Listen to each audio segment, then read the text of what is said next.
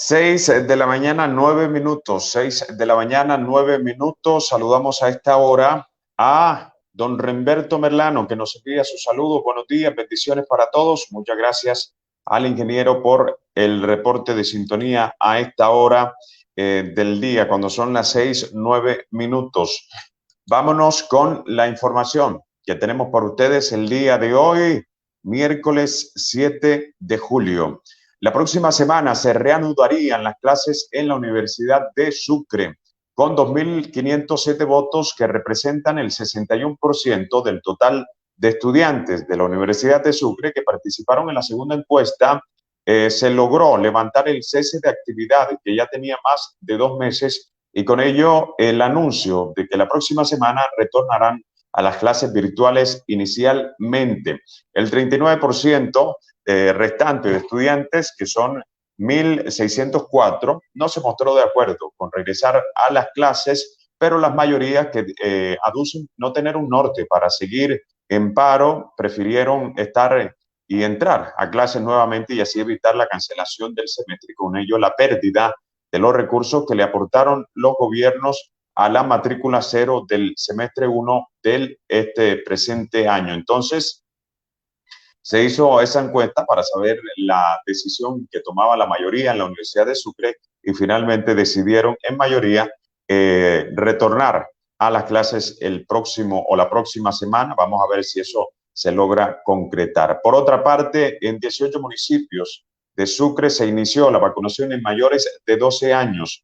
En 18 de los 26 municipios de Sucre se dio inicio desde el día lunes a la vacunación contra la COVID-19 en la población residente de 18 años en adelante. Será una jornada de intensificación por 3 días que el Ministerio de Salud le aprobó al departamento de Sucre por solicitud del gobernador Héctor Olimpo Espinosa. Transcurridos los 3 días, se inicia la vacunación contra el letal virus en niños de 12 años en adelante. Los municipios donde regirá la jornada de intensificación son Caimito, Colosó, Chalán, Guaranda, La Unión, Pajagual, Morroa, San Antonio de Palmito, San Benito Abad, San Marcos, San Onofre, Sucre, Cincé, Toluviejo, El Roble y Buenavista, en el sur del departamento. A esto se suman Ovejas y Coveñas que están en ese proceso. Los criterios que tuvo en cuenta el Ministerio de Salud y Protección Social para aprobar la solicitud del gobernador fueron que los municipios presenten una dispersión demográfica superior al 50%, población indígena mayor a 500 habitantes, altos costos logísticos para llevar a cabo el plan local de vacunación y problemas de orden público o de alto riesgo en la seguridad.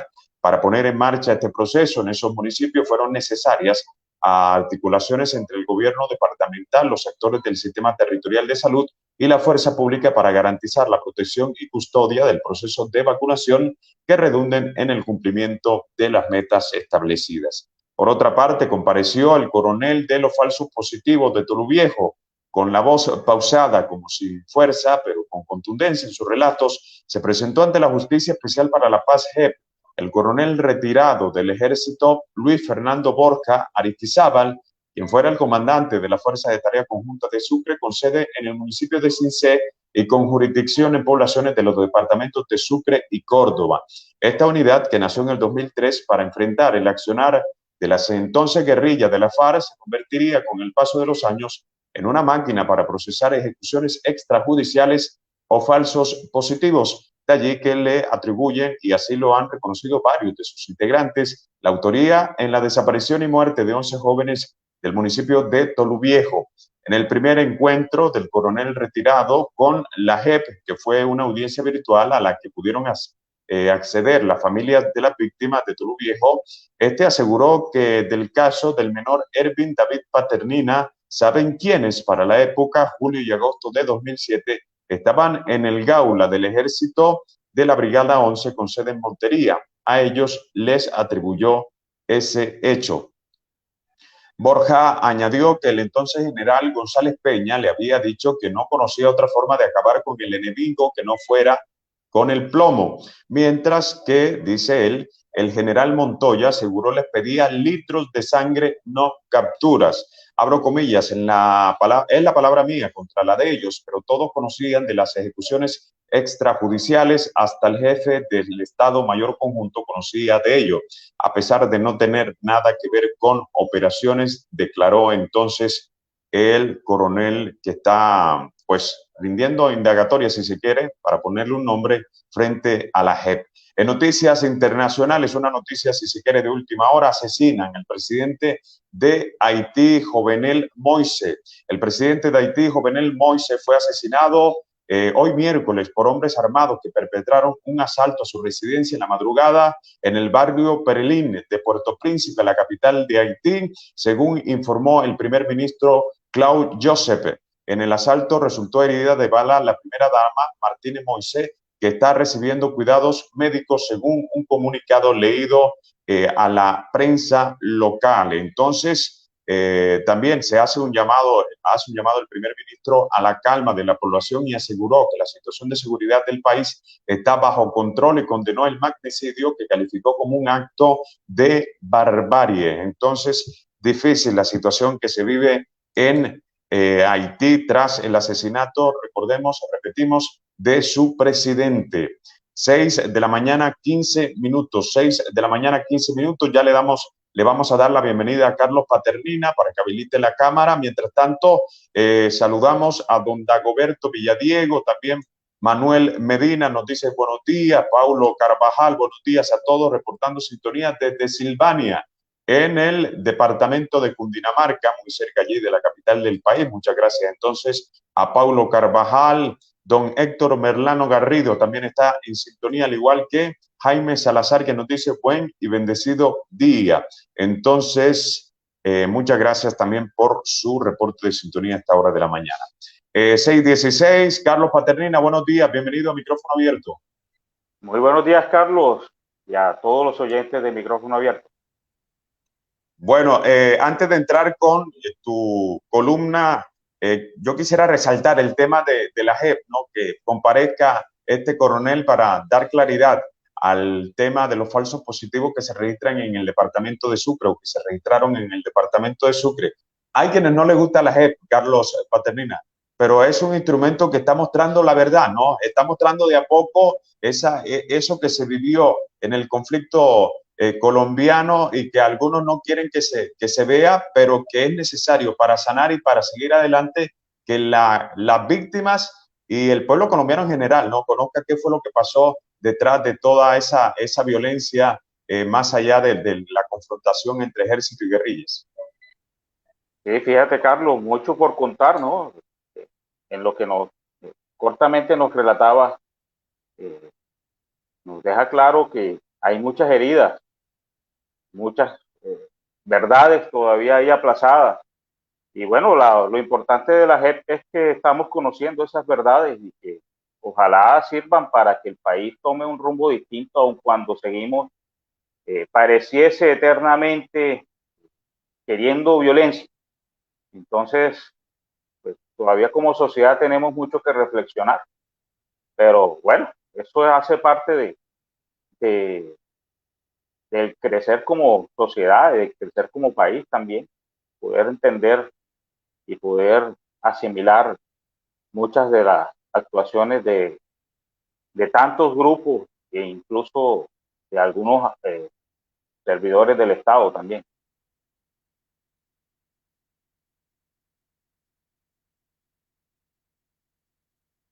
Carlos, no te escucho. Perdón. Nos dice don Héctor Merlano Garrido, está mostrando la verdad de la FARC y la impunidad de los asesinos de lesa humanidad.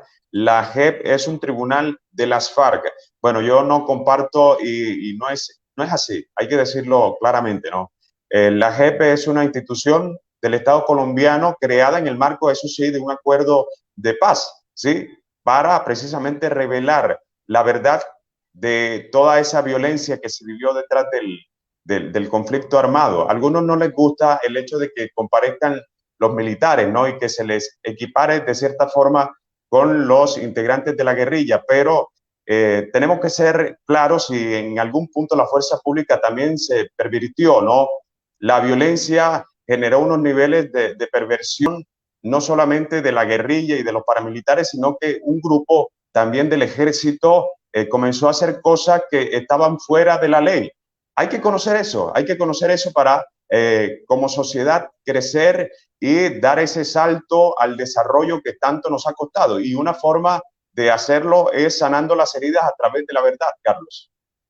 Todas esas verdades debemos conocerlas, Carlos. Bueno, yo por lo menos en mi caso personal he sido crítico con algunas actuaciones de la JEP también, pero eso no implica por supuesto que se necesite un espacio como esto pues para entendernos, ¿no? También es pues lógico y hay que escuchar y esperamos también escuchar a los actores de la FARC, ¿no?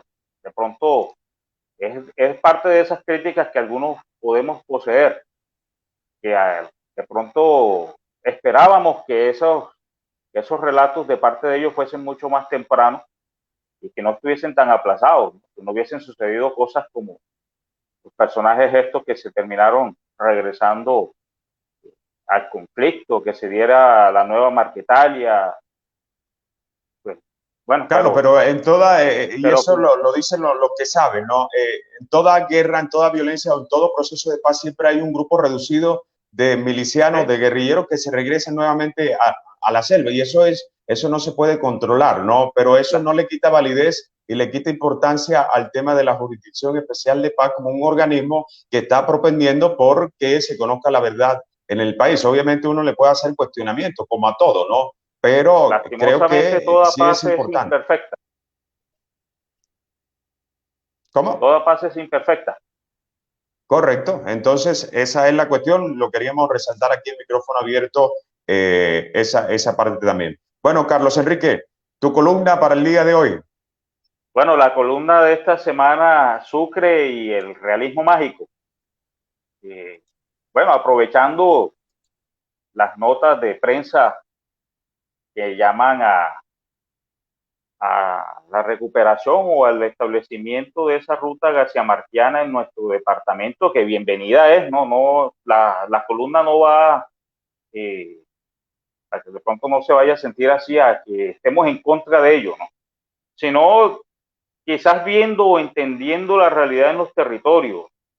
Entonces uno ve que se anuncia el tema en Sucre Sucre, y uno mira las realidades en Sucre Sucre y uno dice, bueno, pero seguimos en esas calles polvorientas, ¿cierto? Seguimos en unos territorios donde se desconoce incluso muy pocos, no, bueno, no sabría uno tener el dato exacto de qué tanta población siquiera ha leído crónicas de una muerte anunciada. Y pues uno lo lleva a esa reflexión y dice, bueno, listo, y va la gente allá y ¿qué se encuentra? ¿Dónde están los guías? ¿Quién te explica realmente lo que sucedió? ¿Dónde fueron los acontecimientos? Y bueno, queda ese sinsabor ahí, ¿no? ¿Qué sucede en estos territorios? ¿Realmente tienen una infraestructura turística para soportar o para que eso realmente les deje algo? Más allá de pronto de los conflictos y los problemas que puedan tener el turismo de manera aislada, ¿no? Entonces, la reflexión va hacia ese lado, hacia qué hacen también estos alcaldes de esos territorios que se esperan dinamizar con el turismo, pero las realidades allá siguen ahí estancadas en el tiempo, con pocos avances, con tantas dificultades. Hace algunas semanas, incluso en Sucre Sucre, vimos el tema de la extorsión o no extorsión de la alcaldesa. No sabe uno realmente ni cuál es la realidad, ni cuál es la magia o la fantasía, ¿verdad? Vemos allá que hay, pues, pues, cuando estuve escribiendo, indagando, y hay una cantidad de problemáticas en todos estos territorios de Sucre Sucre y de sus alrededores. Y, bueno, uno ve a los gobernantes intentando hacer cosas, pero conocen las realidades de los territorios, o sea, al no plantear cosas como esta, debería uno por lo menos tener un poco claro las realidades para no caer en la fantasía y en las magias.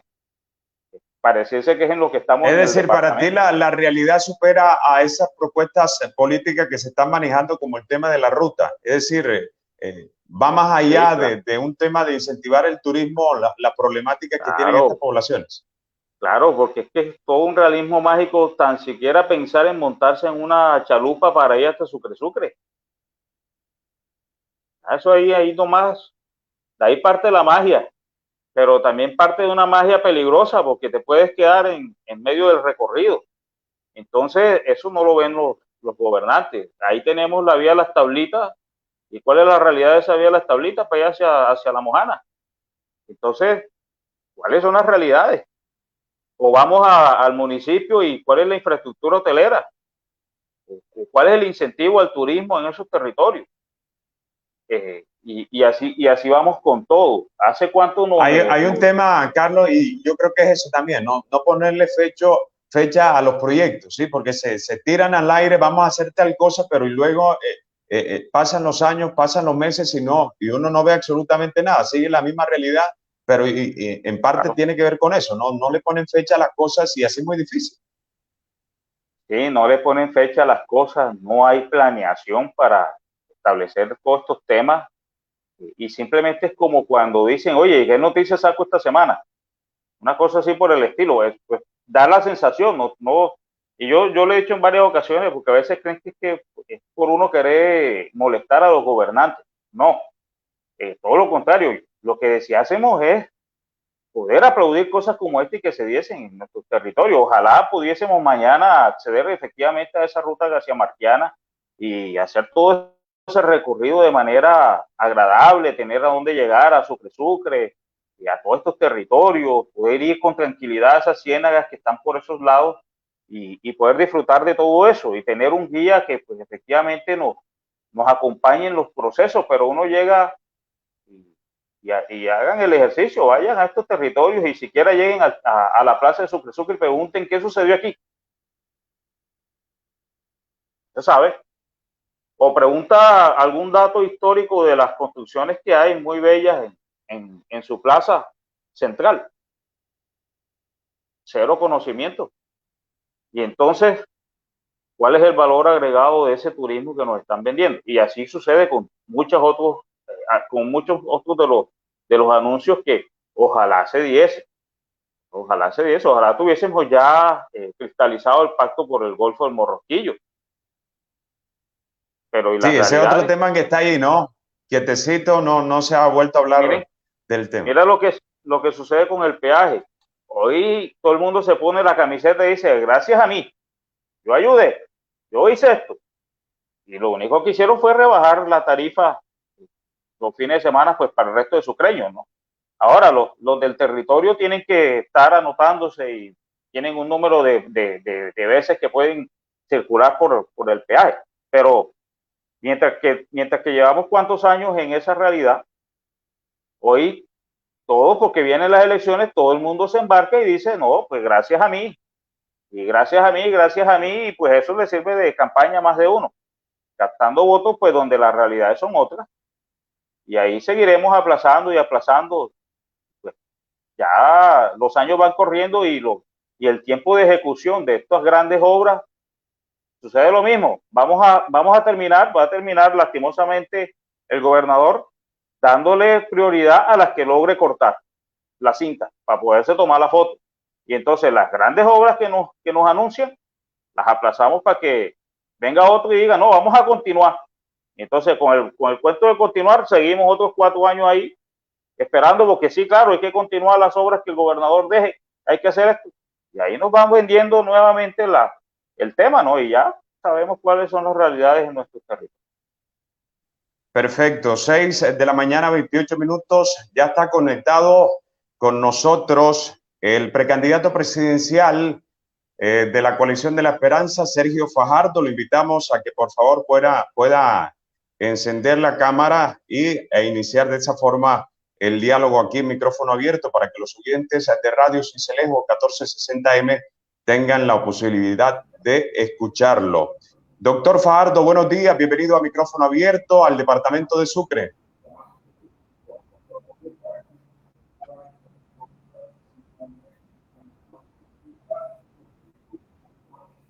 Doctor Fajardo, buenos días.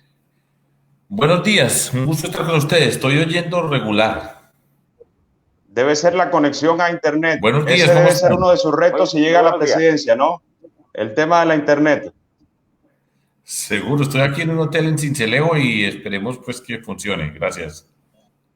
Bueno, ¿qué lo trae por estas tierras? Pues vengo empezando el recorrido por todo Colombia, trabajando de nuevo físicamente en las regiones de nuestro país.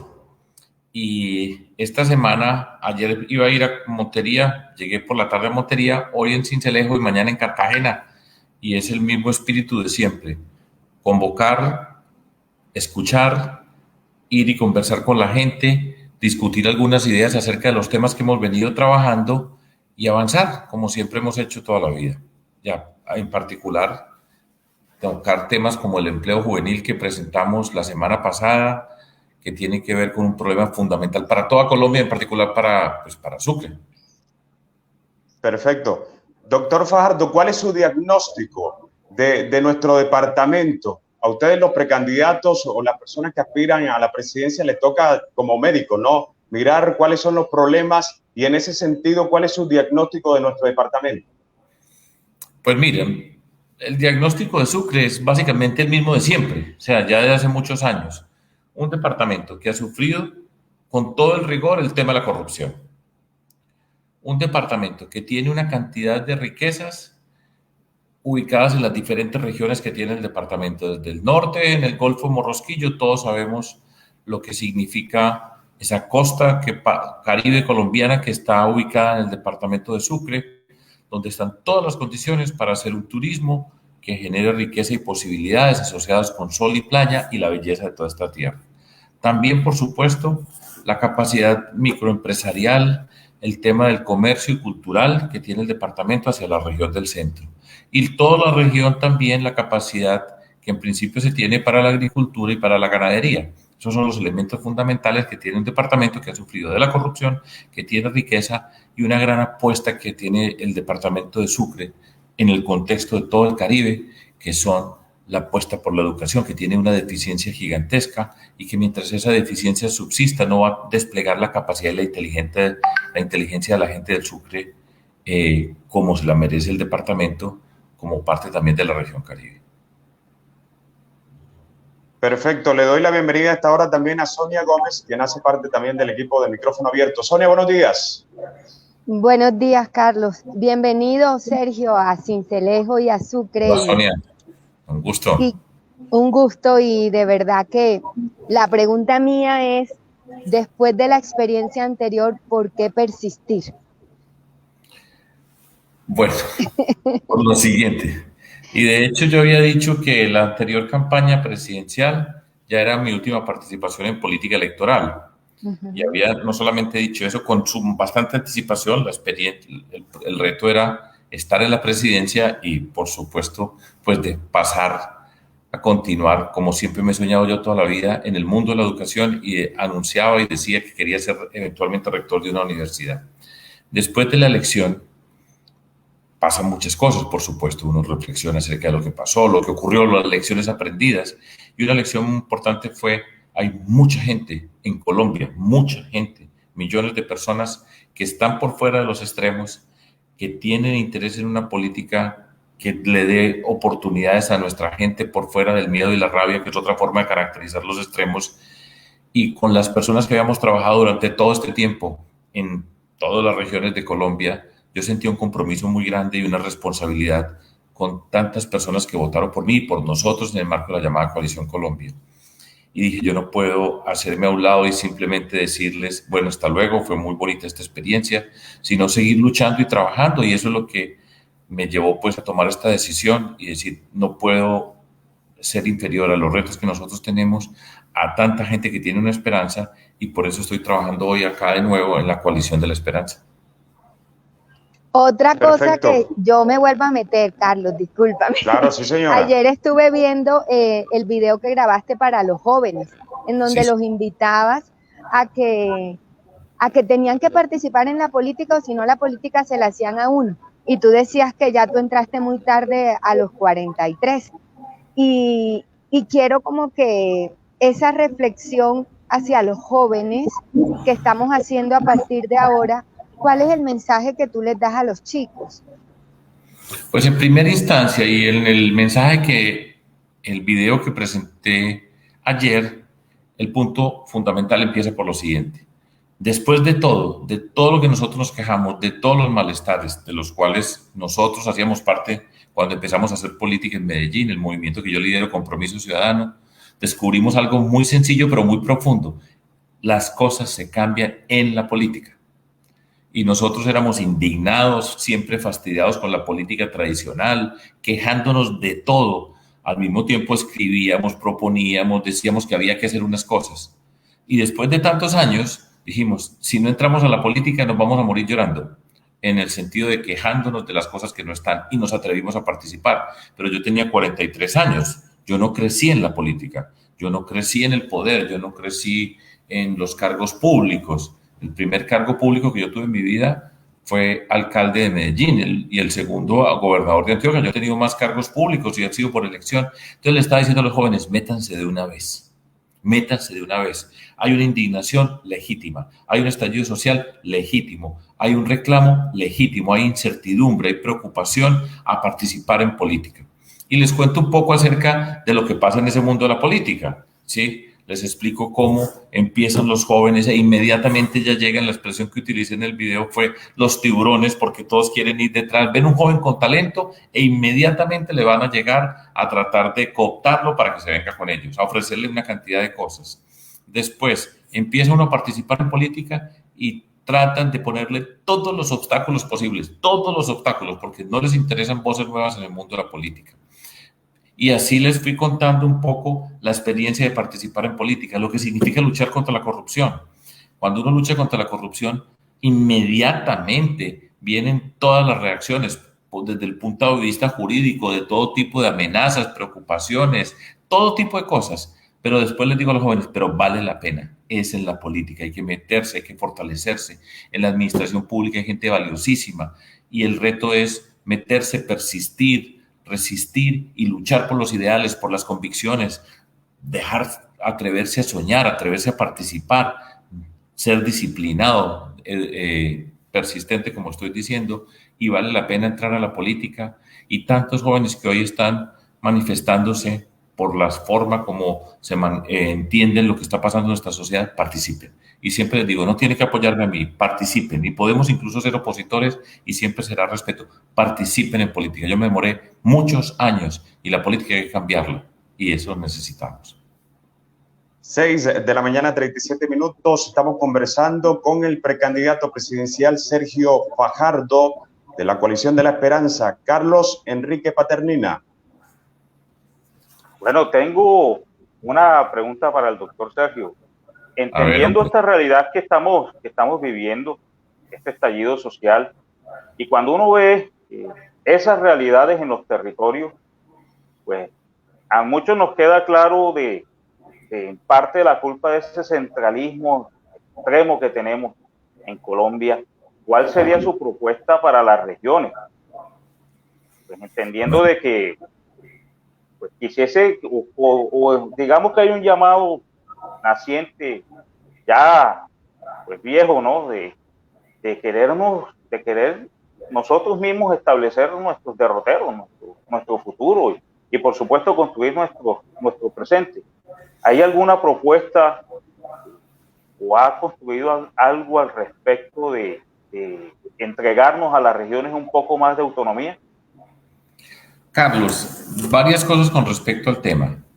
La primera, yo vengo de una región, ¿sí?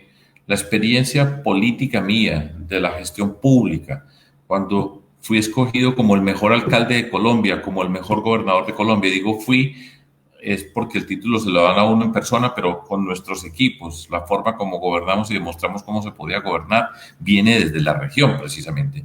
Yo no crezco en Bogotá, alrededor del mundo del poder bogotano, alrededor del Capitolio, donde se negocia todo y después la relación con la política es a los políticos que pretenden representar las regiones, allá con ellos negocian en Bogotá, negocian, les dan la plata, después vienen para las regiones, reparten pedacitos y se roban un montón. Esa es una caricatura, pero es muy cerca de la realidad. y nosotros tenemos que cambiar, pero el primer punto para las regiones, Carlos, yo no tengo duda alguna, es cambie la política acá. Miren los políticos de Sucre o de Córdoba o de cualquier departamento, de Antioquia, todos mírenlos, cómo se comportan esos políticos, porque si esos son los políticos, esas son las personas que hacen las cosas, pues esto no va a cambiar nunca. Porque ellos aquí hacen una cosa en su territorio, en Bogotá negocian otra, pero la plata no llega y el desarrollo no llega a su territorio. Primera observación. Yo sí creo que hay que cambiar, que tenemos que salir de ese centralismo que entiende que Bogotá es alrededor simplemente de la ciudad capital, no la ciudad como ciudad, que es la capital de todos nosotros y que vivimos tantas personas allá de tantas regiones, sino ese poder político que desprecia las regiones y que los negocia en el Capitolio y manda las migajas para el territorio y muchas se quedan los bolsillos. Primer punto, eso es apostarle a las regiones. Pero el segundo, sí tenemos que hacer una apuesta municipio por municipio. Todas las propuestas que nosotros hacemos tienen una componente regional, porque si uno no incluye la región, lo que ocurre en cada municipio, en cada departamento, en la visión del desarrollo del país, no llega a ningún lugar. Y voy a explicar un poco y voy a plantear un reto. Fíjense ustedes, acá el Caribe es la región que siempre ha reclamado más y ha señalado más ese malestar con ese centralismo que viene desde Bogotá y además en el mismo Caribe siempre se han quejado, yo creo que con razón, de toda esa estructura del poder colombiano que está en las montañas alrededor del centro de Colombia, incluyendo el Triángulo de Oro que tiene a Cali, a Medellín, Bogotá. Ese ha sido un reclamo permanente del Caribe, ¿sí? Y de hecho, de esta región ha surgido y se ha impulsado el concepto de la RAP, la Región Amplia de Participación Ciudadana. Todo eso estoy de acuerdo y tenemos que movernos allá. Pero voy para los retos, ¿sí? ¿Y cuáles son los retos? Conocen ustedes, y estamos en el Caribe, y estamos en esta tierra que es la que yo he denominado, y ya he tenido la oportunidad, pues desde niñito vengo acá, en particular, pero como mayor, recorriendo todo el país, esta es la tierra de la creatividad, esta es la tierra donde está la gente más creativa de Colombia, pero que por la educación nunca se le ha dado la oportunidad de desplegar esa creatividad en la forma que tiene. ¿Conocen ustedes un proyecto de acuerdo de trabajo alrededor de los departamentos Caribe? ¿Conocen un proyecto, donde los gobernadores de la región Caribe se hayan sentado a trabajar juntos? No lo hacen, y eso es una característica del Caribe y de Colombia, porque hablamos mucho pero no trabajamos juntos. Por ejemplo, reto para el Caribe, para esta región tan tremenda, ¿sí? ¿Dónde está el trabajo, por ejemplo, de las universidades del Caribe para tener una educación que esté a la altura de lo que se merece esta región? Ni uno, ¿cierto? Entonces hablamos y pedimos y decimos, pero no se hacen las cosas. Y esa es una tarea que tenemos y es una tarea política. Y por supuesto, conmigo como presidente, ¿qué pasa conmigo como presidente? Pues nosotros venimos a ser parte de esa construcción. No es que el gobierno nacional está allá en Bogotá y a ver qué van a hacer ustedes. Vamos a sentarnos y venga pues a ver la Universidad de Sucre y dónde está la Universidad de Cartagena y dónde está la Universidad del Atlántico. Nos sentamos, vamos a hacer el programa de trabajo conjunto y con esas universidades hacemos el programa de apoyo a la educación básica, educación media, que en esta región tiene muchas deficiencias y tenemos que llegar a todos los rincones del Caribe. ¿Y cómo vamos a incorporar entonces si nos sentamos a trabajar para pegar desarrollo productivo? ¿Qué vocación tiene cada territorio? ¿Cuál es la educación que se tiene en cada territorio? ¿Cuál es el mundo empresarial que se tiene en cada territorio? Articular las políticas de emprendimiento conjuntas, fortalecimiento entre todas las instituciones de educación superior, los programas de emprendimiento y hacer todo ese tipo de cosas. Así es como se hace, ¿cierto? Pero hay que pasar, por el que estoy yo acá. Y me lo preguntaba ahora Sonia, ¿por qué entré a los 43 años? Porque llevo toda la vida diciendo lo que hay que hacer esto. Bueno, ¿y quién lo hace? Tenemos que hacerlo, Carlos. Y ese es el reto, y ese es el reto Caribe. Sentémonos a ver, ¿cuánto ha visto usted trabajando un gobernador de La Guajira, del Magdalena y de Sucre? ¿Los ha visto alguna vez? En serio, pues, seguro se han reunido. ¿Sí? Nada. Esa es mi tarea. Entonces se habla paja y se prometen y se dicen. Ahora mismo estabas diciendo tú que el gobernador iba a hacer unas cosas que capitalizaban y después iban a ver qué dejaban para el otro. Así como se avanza. Así no se avanza. Por más discursos que echen, por más que nos quejemos. Por eso me metí yo a la política, Sonia. Tanta quejadera diciendo hay que hacer esto. Escribí artículos. Mire que es muy importante la educación. Es muy importante la ciencia, el conocimiento. Y uno hablaba y decía... ¿Y dónde están los que lo hacen? Los políticos. ¿Se sentaron a hacerlo? Nunca nos metimos. No, y también los documentos Caribe que se hicieron, que los hemos hablado en el programa de Casa Grande, todos los estudiosos, Banco de la República, universidades, ahí están escritos. ¿Y quién los sigue? Y diciendo que el dinero alcanza para transformar la realidad del Caribe con los análisis financieros. ¿Y quién los ejecuta? Nadie. Nadie. Y ahí está, y ese Casa Grande Caribe, liderada entre otras personas por Adolfo Meisel, Jaime Bonet. O sea, aquí lo que hay es gente inteligente y capaz, sí, pero hay que pasar a darle. Y entonces, por eso, y echan cuentos y se perpetúan los mismos en la política, reparten migajas para las elecciones para volverse a elegir y se roban la plata. No, y eso pasa por todo Colombia. Pero Caribe tiene un reto, porque aquí es donde más se ha insistido, donde más se ha insistido, porque esta es una tierra creativa, libre en muchos sentidos. Pero bueno, ahora lo importante, aquí hay gente, aquí hay capacidad, aquí hay inteligencia, pero la inteligencia hay que desarrollarla, la creatividad hay que permitir que se desarrolle, porque eso, pues, silvestre se dan unos poquitos, pero hay que ponerle educación a esto y hacer un montón de cosas que se merece esta tierra. Esa es mi convicción después de todos estos años. Yo vine aquí de 4 años a Coveñas. Y ya tengo 65, o sea, hace 61 años estaba en Coveñas, ninguno de ustedes estaba por aquí, y yo ya estaba bañándome en Coveñas. En Coveñas sin luz, en esa época, y los mosquitos. Sin luz. Y era una belleza extraordinaria esa playa, pero le pasaron una carretera por toda la playa, a esa tierra tan hermosa, y he pasado de los momentos más felices de mi vida en Rincón del Mar, en San Onofre, al lado de Rugas.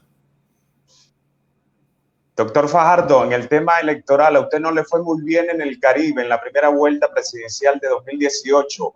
¿Por qué sucedió eso? ¿Y qué hay que corregir de cara a lo que viene? Es cierto que no me fue muy bien. ¿Y por qué? Pues porque votaron por otras personas. ¿Y qué tenemos que hacer? Pues trabajar más y seguir insistiendo y venir. Y siempre ustedes saben muy bien que nosotros los antioqueños tenemos una relación especial con el Caribe, ¿cierto?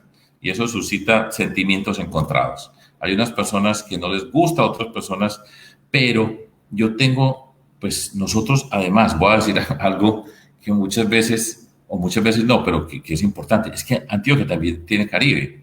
La región de Urabá también es del Caribe. Y yo fui gobernador de Antioquia, desde Arboletes hasta el límite con el Chocó, en el Golfo de Urabá. Nosotros tenemos una gran región del Caribe. Muchas personas del Caribe están o viven en Urabá, que es una mezcla extraordinaria de paisas montañeros, de las sabanas de esta región del Caribe. Córdoba, Sucre en particular, son fundamentales dentro de todo esto, y del Chocó. Pero, pues, siempre yo creo que nos ha faltado trabajar más. Siempre mis amigos en el Caribe me dicen, hay que dedicar más tiempo y hay que estar más cerca de las personas. En el Caribe les gusta otro tipo de relación, otro tipo de contacto. Pues vamos a hacer el esfuerzo. Hoy estoy aquí en Sincelejo, voy a ir a la calle. Repito, en esta tierra que yo conozco desde hace muchos años y que además la quiero y que la disfruto y que siempre me da mucha alegría trabajar más y tratar de llegar con el mensaje a más lugares y hacerlo. Esa es la única alternativa que hay. Perfecto. Carlos Paternina. Pero mira, por aquí me llegó una pregunta de un periodista de nuestra tierra, de Sincelejo y de Sucre. La voy a tratar de reorganizar, como me dijo. Preguntaba por qué después del asesinato de los jóvenes, de todas las dificultades que han tenido los jóvenes, de los falsos positivos, y por qué ese interés tan inmediato hacia ellos. Más o menos fue lo que le logré entender en la pregunta. Sí, o sea, hoy todos hablamos de los jóvenes y me imagino que lo que quiere darnos a entender es, bueno, ¿por qué? ¿Por qué ese cambio tan drástico en volverlos pieza fundamental de la agenda? Bueno, pues primero a tu amigo periodista Carlos, la primera observación. No se le olvide que, lo voy a citar así, yo era el presidente profesor, ¿sí? Y los profesores de jóvenes. Y yo llevo toda la vida trabajando con jóvenes. O sea, eso no es un accidente, es parte esencial de mi vida como profesor. Y escogí ser profesor que precisamente las personas que somos del mundo de la educación siempre estamos rodeados de personas jóvenes trabajando con personas jóvenes. Punto número 1 para tu amigo. Punto número 2. Yo trabajé como alcalde y como gobernador, y seguro esto no lo saben, pero el lema de Medellín y de Antioquia era Medellín la más educada, Antioquia la más educada, y trabajamos las propuestas más especiales sobre educación que se han dado en la historia de Colombia en el nivel territorial, municipal y departamental. O sea, eso no es de repente. 3, porque conozco, porque he trabajado con jóvenes siendo gobernante, jóvenes en zonas en situación de ser personas que no tienen ningún tipo de alternativa. Porque a mí como gobernante, con nuestros equipos, nos tocó trabajar en procesos de reinserción, entender el proceso de destrucción que sufrió la ciudad de Medellín, asociado con el mundo del narcotráfico y la forma como construimos unos proyectos de vida para jóvenes, porque los conocemos, porque los hemos trabajado. Por todas esas razones, o sea, no fue que me dio a mí a estas horas hablar de jóvenes, porque conocemos, porque hemos trabajado, porque lo hemos hecho. Acabamos de presentar el programa de empleo juvenil. ¿Y de dónde viene? Pues desde nuestra experiencia, del conocimiento directo de lo que significa ese mundo joven. Por esa razón, ni más ni menos. O sea, esto no no es por el momento, no es de moda, sino es una forma de vida. Entonces, no, creo, doctor Fajardo, si no me equivoco, su anterior campaña a la presidencia se soportó en muchos grupos juveniles, ¿no? Incluso acá en el departamento de Sucre, creo que quienes estaban a cargo parte de la estrategia o de la estructura en esos momentos eran jóvenes, ¿no? Y seguirán siendo jóvenes, porque no están metidos dentro de la política, porque no están con los puestos, porque no están comprando votos, porque es la gente que le hemos apostado y le hemos luchado y la seguimos luchando. Pero esto no fue que me dio a mí ahora por volverme joven ya viejo, no, toda la vida joven, toda la vida tanto con los jóvenes, y ahí está la trayectoria. O sea, esto no es de ayer. Un mensaje para esos jóvenes que nos ven, el ingeniero Remberto como viejos, Merlano, que no podemos estar en la política los que ya pasamos de cierta edad. Nos dice el ingeniero Remberto Merlano: a usted, que siempre le ha gustado el tema de la educación, ¿no considera injusto que mientras a la banca nacional el Banco de la República le presta recursos al 1.75% anual, el ICETEX con fiadores le presta a los estudiantes al 11,7% anual? Totalmente. Y tiene toda la razón, y ese es uno de los temas que nosotros tenemos que replantear en nuestro país, porque hay aquí algo bien importante asociado con el mundo joven. Hoy Colombia tiene más educación. Cada vez hay más jóvenes asistiendo a la educación superior. Desafortunadamente, Sucre, cerca apenas del 25% siguen a la educación superior, cuando ya el promedio nacional está a 50 y tantos. O sea, que hay un rezago muy grande. Hay que trabajar sobre esos rezagos, ¿cierto? Porque si no se va a poder avanzar como se puede avanzar. Y tenemos que entender lo que está pasando en nuestro país, porque no puede ser que la educación se convierta en un elemento de frustración, porque el principio básico está detrás de todo esto. Nosotros queremos que nuestros hijos e hijas se eduquen y que la educación sea el camino de la movilidad social y que las personas se eduquen para que los hijos e hijas vivan mejor que sus padres. Eso es lo que todos nosotros como padres tenemos y esa es la forma como la sociedad va avanzando. Pero nosotros no podemos permitir que la educación se convierta en un factor de frustración y desesperanza y le tenemos que trabajar a eso fuertemente, entre otras, en la financiación, como está diciendo Remberto, del mundo del ICETEX y la articulación, que eso será parte fundamental de nuestro trabajo, de la educación, formación para el trabajo y empleo, porque es un punto fundamental que nosotros tenemos que señalar en Colombia. Por eso presentamos la propuesta de empleo juvenil y empezando por un empleo juvenil de emergencia, que significa tenemos que atender lo que está pasando con nuestros jóvenes. Y ese reclamo es legítimo y es una circunstancia que nosotros tenemos que atender. Y por eso, dentro de nuestra propuesta de empleo juvenil, les voy a dar 3, 4 ejemplos fundamentales para que ustedes me entiendan, que tiene que ver con lo que ustedes me han preguntado, cómo se trabajan los territorios. Y esto entonces, hay un gobierno nacional que se tiene que articular con el gobierno departamental y con los gobiernos municipales, porque hay que aterrizar en cada municipio. Y en cada municipio nosotros hemos propuesto por ejemplo, un programa de presupuesto participativo, en particular presupuesto participativo joven, donde en cada municipio con sus alcaldes se tiene que determinar cuáles son las necesidades básicas, identificar dónde están esas jóvenes, hombres y mujeres que están sin oportunidades, los que se nos quedaron por fuera del estudio. Uno por uno hay que identificarlos. Eso no es una forma general, sino en cada municipio. ¿Y quién sabe mejor lo que ocurre en su municipio? El alcalde o la alcaldesa. Y si el alcalde o la alcaldesa pues están para robar, van a fregar a su comunidad. Pero si se proponen a trabajar, saben dónde están los jóvenes, por qué se están retirando de la escuela, cuáles son las necesidades y diseñamos desde cada municipio el plan de empleo. Al mismo tiempo, nosotros estamos proponiendo, por ejemplo, centros de emprendimiento zonal, barrial, donde los articulamos con la red de microcrédito, que no tienen crédito las micro y pequeñas empresas, articuladas con programas jóvenes para participar en ese nivel barrial. El programa de prácticas de excelencia en la educación, que es el siguiente: convocar a jóvenes estudiantes de cada uno de los municipios, de Colosó, de Cincé, estudiantes que estén avanzando en la educación superior, que puedan ir a pasar por lo menos un semestre trabajando en las administraciones municipales. Y lo hacemos eso por concurso, para que puedan ir. Y el gobierno nacional pone parte de los recursos, el municipio pone un poquito, el gobierno departamental pone un poquito, el gobierno pone más, y vamos llevando jóvenes de su tierra a su territorio, porque están estudiando para que puedan hacer sus prácticas allá, ayudar a mejorar. Y así vamos generando una cantidad de empleos, generar sentido de pertenencia e ir avanzando en la construcción de los territorios. Todo programa que nosotros hacemos tiene una mirada territorial.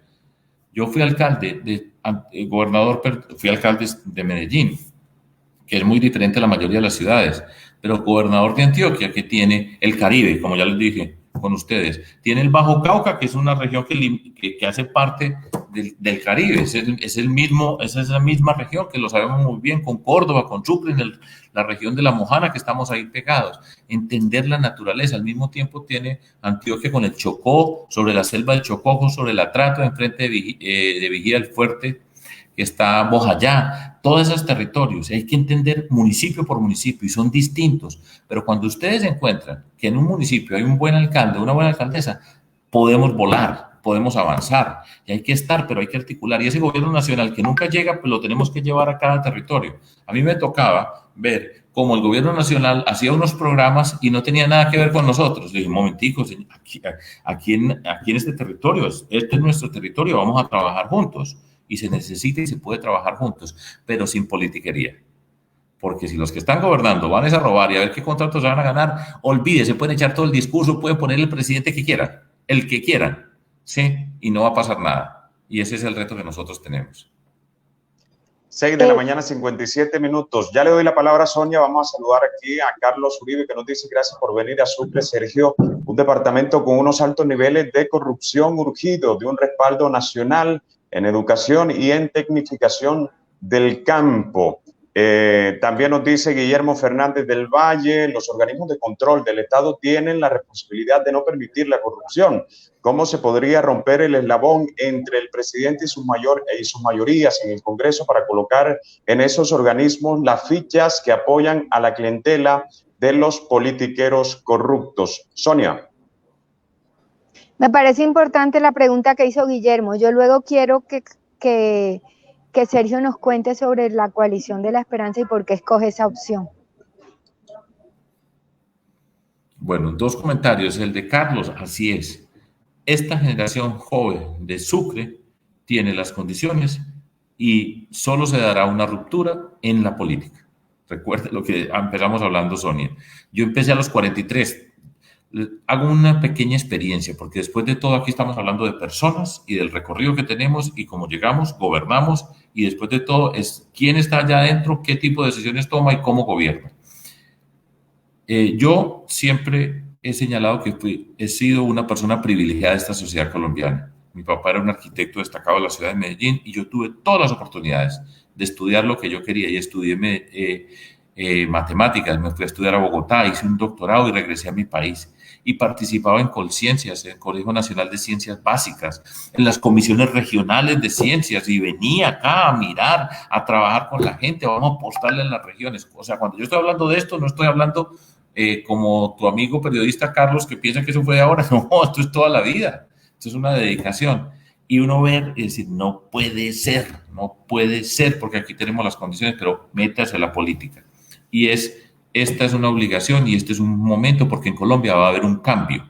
Va a haber un cambio político después de 22 años en manos de la política asociada con el expresidente Álvaro Uribe. Colombia va a cambiar porque tenemos un gobierno malo y porque necesitamos una forma distinta de la política. Pero la pregunta es, ¿cuál cambio es? Y nosotros estamos proponiendo el cambio de la coalición de la esperanza, que es un cambio que sabe unir a nuestro país, que nosotros no llegamos desde el resentimiento a mantener una polarización en Colombia. La polarización no nos deja avanzar.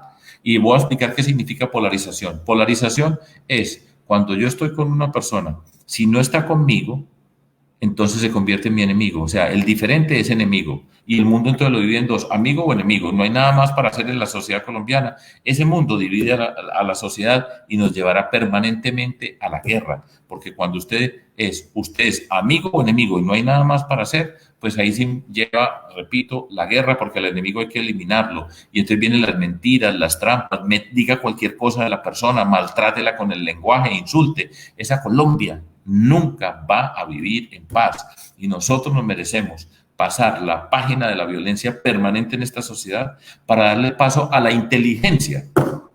Esa es la razón por la cual yo estoy aquí después de todos estos años con todo este mundo. Entré a la política y sigo en la política y creo profundamente que nosotros podemos tratar de transformar esta sociedad. Pero si no nos damos esa oportunidad, no va a pasar nada en Colombia y vamos a vivir frustrados un día y otro. Y yo creo que yo me tengo que ir. Carlos. Se nos agota el tiempo. Agradecerle, por supuesto, la participación aquí en Micrófono Abierto y desearle pues que le vaya bien en la correría que tiene por el departamento de Sucre. Pues muchas gracias. Ahora voy a estar acá en Sincelejo. Les voy a contar una anécdota. Ustedes no habían nacido, pero yo recuerdo que yo viajé en el primer vuelo que hubo de Corozal a Medellín. Yo iba ahí, que estábamos con unos amigos acampando en Coveñas y nos vinimos para Sincelejo y lo que gozábamos y la felicidad nuestra siempre es llegar acá. Les mando un abrazo muy grande y ahora nos vemos en la calle. Que estén muy bien. Gracias por esta oportunidad. Sí, hasta señor. Luego. Muchas gracias y bueno, que le vaya muy bien en ese recorrido. Sonia Gómez, ustedes, conclusiones. Pues creo que es importante que empecemos a escuchar los precandidatos, como tú dices, los micrófonos están abiertos y empezar a conversar sobre lo que consideramos importante. Me gustó la última frase definitivamente, darle paso a la inteligencia. O sea, si con ese criterio empiezas a revisar quiénes te están gobernando y quienes están manejando las políticas públicas que van a transformar la sociedad, allí nos damos cuenta en muchos casos por qué estamos como estamos, ¿no? Y es importante, además de la inteligencia, el conocimiento y la experiencia y el tema de la corrupción. Yo veo ahí como tres líneas importantes, no sé qué dice Carlos Enrique. Bueno, lo has dicho muy bien. Nos dio una buena lección hoy, nos dijo, pues, puede el presidente ser el mejor y si en los territorios tenemos lo que tenemos, vamos a seguir ahí estancados y esa es una gran realidad. Y tenemos que darle paso también en los territorios a escoger buenos gobernantes para que nuestros territorios efectivamente se puedan desarrollar de verdad y transformar realmente. Y los interesante jóvenes, el tema de la corrupción, ¿no? Que salió a flote. Salió bastante a flote en el tema de las preguntas, de los comentarios. ¿Sí? Eso quiere decir que la gente siente, ¿no? Siente que la corrupción jóvenes, es el problema que no deja avanzar. Y a los jóvenes también un gran mensaje. Claro, que participen desde ahora. ¿No? Y que participen desde ahora. Porque toca desde ahora meterse, Carlos Pérez Domínguez. Sí, señora. Como dice él, para evitar la quejadera y poder hacer algo, ¿no? Y eso es lo que a veces sucede. Bueno, Sonia, muchas gracias por participar hoy en Micrófono Abierto. Viene para el departamento, ¿no? Sí, sí, sí. Perfecto. Ya, allá nos vemos. Sí, señora. Carlos Enrique Paternina, muchas gracias. Hombre, Carlos, gracias a ti, a Sonia y por supuesto al doctor Sergio y a los oyentes de Micrófono Abierto. Muchas personas reportando sintonía y también comentando el tema de la JEP que conversamos. Vamos a abrir un espacio próximamente también para conversar sobre ese tema porque vemos que genera bastante controversia y es importante analizar el tema de la Jurisdicción Especial de Paz. A todos muchas gracias, les deseamos feliz resto de miércoles y nos vemos y nos escuchamos mañana a partir de las 6 de la mañana.